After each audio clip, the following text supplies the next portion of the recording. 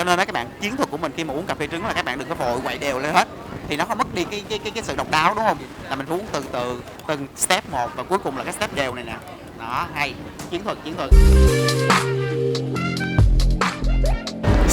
Xin chào các bạn, chào mừng các bạn đã quay trở lại với Long Nguyễn Channel. Và các bạn ơi, hôm nay Long đang có mặt ở phố đi bộ Hoàng Kiếm, rất là đặc biệt luôn. Và hôm nay Long được một bạn tour guide cũ của anh Trip là bạn Đức Long. Bạn sẽ giới thiệu cho Long một chỗ uống cà phê trứng rất là đặc biệt ở trên con đường này. Nhưng mà tất nhiên là mình không phải là người dẫn địa phương ở đây rồi, cho nên mình phải nhờ bạn để bạn có thể hỗ trợ giúp cho mình tìm hiểu về món cà phê trứng độc đáo này các bạn nha. Xin mời Đức Long. Hey, hello mọi người. Thế thì Long rất là hân hạnh được dẫn anh Hoàng Long ở One Trip Sài Gòn tới Hà Nội để chơi. Thì bây giờ Long đang đưa anh Long tới số 13 Đinh Tiên Hoàng. Thì ở đây có món rất đặc biệt, đó là cà phê trứng. Nhưng mà trước khi vào đây ấy, thì giới thiệu sơ sơ một chút là ở đây là ở Hidden Coffee Shop. Tại vì sao như mọi người thấy ở dưới này sẽ bán các đồ như North Face, các cái túi xách. Ở trên kia chỉ có những người local thì hoặc những người đã ở đây rất lâu thì mới biết ở đây là có serve một món rất đặc biệt là cà phê trứng mà rất original luôn. Thì cùng Long check it out nhé mọi người. Let's go. Wow. Tên tên. Yay. The upstairs. Cà phê Đinh. Cà phê Đinh đúng không? Yes. Wow, khi mà bước vào trong không gian này rồi các bạn, Long có cảm giác như mình đang đi uống cà phê ở chung cư 42 Nguyễn Huệ hay là chung cư Tôn Thất Đạm ở quận 1 ở Sài Gòn mình vậy đó. Giống quá xá luôn. Tới đây mọi người đang bắt đầu ngửi thấy được mùi trứng, mùi đánh trứng rất là thơm, quyện với mùi cà phê.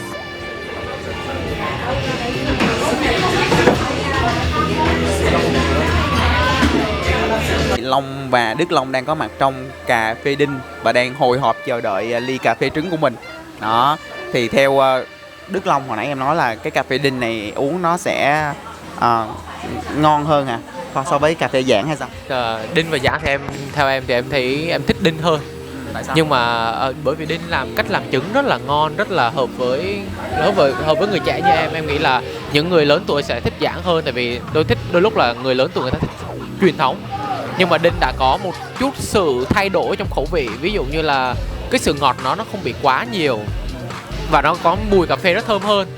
Còn ở Giảng thì nó nghiêng về cái độ tuổi lớn hơn một tí đấy, và mang tính truyền thống hơn. Nhưng mà Giảng có một cái mà điểm cộng với em là em là người thích những đồ uống có cồn, và Giảng thì hay serve những bia trứng hoặc là rum trứng thì very nice to have luôn.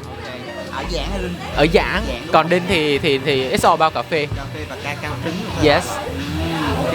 Và bây giờ để các bạn thấy nó popular cỡ nào thì Long sẽ quay một chút xíu vào không gian quán cho mọi người nhìn thấy nha. Nhỏ xíu mà nó đông dữ lắm các bạn ơi. Đây nè ha.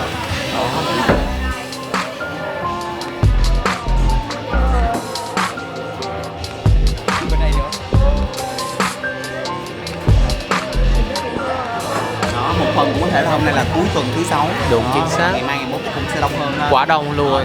Thôi thì bây giờ mình sẽ chờ đợi một chút xíu để mình thưởng thức cà phê trứng. Trong lúc chờ đợi ly cà phê trứng của mình thì Long được phép đột nhập vào trong quầy bar của cà phê Đinh để tìm hiểu thêm về cái đánh trứng. Đấy, như các bạn có thể dễ dàng nhìn thấy, lòng đỏ trứng gà đã được đánh bông lên, đánh tơi và rất là kỹ luôn.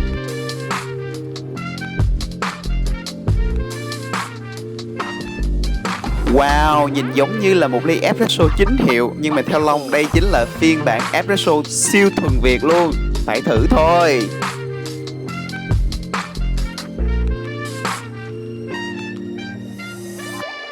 Thật ra hồi đó Long có uống rồi nhưng mà không ai chỉ là uống sao hết á. Bây giờ là phải áp dụng phương pháp của Đức Long vừa mới chia sẻ để xem là nó có ngon không, nó ngon hơn cái cách cũ không. Rồi em nói lại đi, em nói lại cho anh. Lấy thì ra và điều chỉnh. Lấy thì ra không có quậy gì hết. Rồi, lấy thì ra. Vậy thôi. Thử. So how do you feel? Cái này nó lạ hơn cái trước anh ấy. Nó không có quá đặc được cái mùi trứng, nhưng mà có cái mùi ngậy thơm thơm. Cái này nghe nó thú vị hơn á. Rồi muỗng thứ hai sao? Lấy một muỗng từ trên xuống dưới, make sure là có cả cà phê và cả trứng nhá. Là đẩy ở từ dưới đẩy lên rồi. Rồi ok. Hồi nãy chỉ rút muỗng ra thôi, còn bây giờ là đẩy từ dưới lên luôn. Đó, rồi cho hết vào mồm. Đúng, chính xác. Chính xác. Literally like that luôn. So how do you feel? Đợt này thì có thêm cái vị cacao bên dưới nữa. thì nó trung hòa cái vị trứng cho nên bớt cái vị trứng, nhưng mà nó kết hợp lại với nhau thì ra cái vị rất là đặc trưng, nó rất là lạ, vừa trứng vừa cacao vừa béo béo ngậy ngậy, rất là hay, rất là hay. Let's try the second spoon ấy thì anh sẽ thấy sự khác biệt, một chút khác biệt mà chỉ có những người sự tinh tế biết được. Anh thử cái thìa thứ hai mà với cách làm y như thìa đầu tiên. Thìa thứ hai đầy đúng không? Để coi nha mọi người. Đẩy từ dưới lên. Đúng rồi. Trời ơi, muỗng đầy luôn mọi người, muỗng đầy luôn.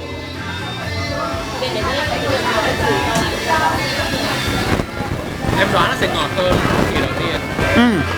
Nó ngọt hơn một chút. Mà anh cũng không thấy nó khác biệt so với cái thìa đầy đầu tiên á.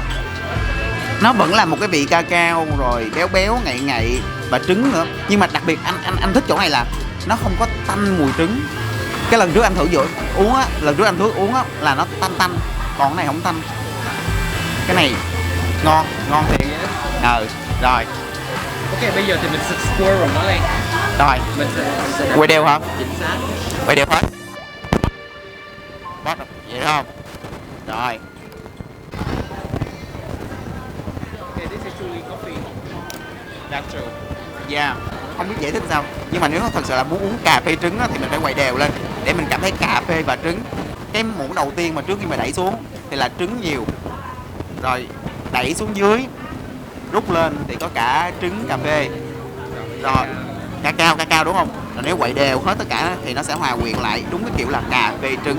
Cho nên đó các bạn, chiến thuật của mình khi mà uống cà phê trứng là các bạn đừng có vội quậy đều lên hết, thì nó không mất đi cái sự độc đáo đúng không? Là mình uống từ từ từng step một và cuối cùng là cái step đều này nè. Đó, hay. Chiến thuật. Mình sẽ biết là đâu là vị ngon bên để tìm ra đúng cái vị của mình. Xịn sò. Đó, như vậy đó là how to enjoy egg coffee properly, right? Thank you so much for your tips. I think it's really useful.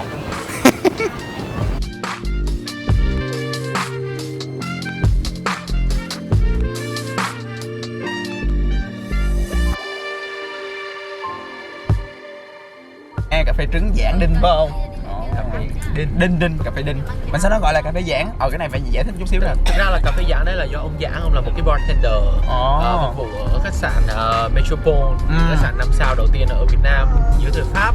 Thì là ông là bartender, thì sau đấy ông thấy bởi vì ngày trước sữa tươi của mình không có mà Pháp thì hay uống espresso, thì ông mới nghĩ là ok, tại sao là không dùng sữa đặc như mình, thì bây giờ cà phê Việt Nam rất là hợp với sữa đặc rồi. Sau đấy là thì tại sao không dùng trứng khi đánh lên, tại vì trứng đánh lên thì vẫn chín. Thì có tất nhiên là mất khoảng vài năm để ông hoàn thiện công thức của mình, và sau đấy ông tách ra riêng, ông làm business riêng của mình. Và bây giờ ông Giảng đấy là ông qua đời rồi, nhưng mà truyền lại cho con dâu và con gái của ông. Vậy là cái món cà phê trứng này là cũng đã có lâu đời lắm rồi. Cà phê Giảng thì được bây giờ là một cái giống như là một doanh nghiệp gia đình đấy mọi người. Đấy là công thức thì được sao chép rất là nhiều, nhưng mà chỉ muốn gốc thì sẽ có 3 nơi của ông Giảng, nhưng mà 3 nơi là có một vị hơi khác nhau một tí. Đầu tiên là Giảng ở Yên Phụ, thứ hai là Giảng ở Đinh hay được gọi là cà phê Đinh, và cuối cùng là Giảng ở Nguyễn Hữu Huân. Thì 3 nơi là có 3 cái sự thú vị khác nhau. Ủa tại sao thú vị khác nhau là khác thì nhau cỡ nào? Đầu tiên là Giảng ở Yên Phụ là chắc là theo Long là Giảng giống nhất, là Giảng original nhất. Rồi thứ hai là Giảng ở Nguyễn Hữu Huân thì hơi mang tính Hà Nội mới, nghĩa là cho các bạn trẻ Hà Nội sống nhiều hơn, tại vì là cách không gian thiết kế thì cũng sẽ hơi trẻ một tí. Nhưng mà ở Giảng ở Đinh á, thì lại rất Hà Nội cũ, làm sao cho rất fit với người nước ngoài.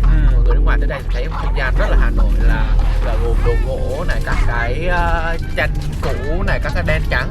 Thì đấy là cái sự khác nhau hơi một ít của ba. Và có đầu tiên có một cái thì chúng ta quá biết về cà phê trứng rồi đúng không, nhưng mà bia trứng có bia trứng nữa và rum trứng thì chỉ có mỗi ở Giảng Yên Phụ có thôi. Ok. Vậy một lát nữa mình sẽ cùng thưởng thức món cà phê trứng. Cái đó Long cũng đã thử một lần rồi nhưng mà cũng không có nhớ nhiều lắm về hương vị, mà hình như không phải là uống Giảng. Và phải có cách uống nữa. Ok. Rồi.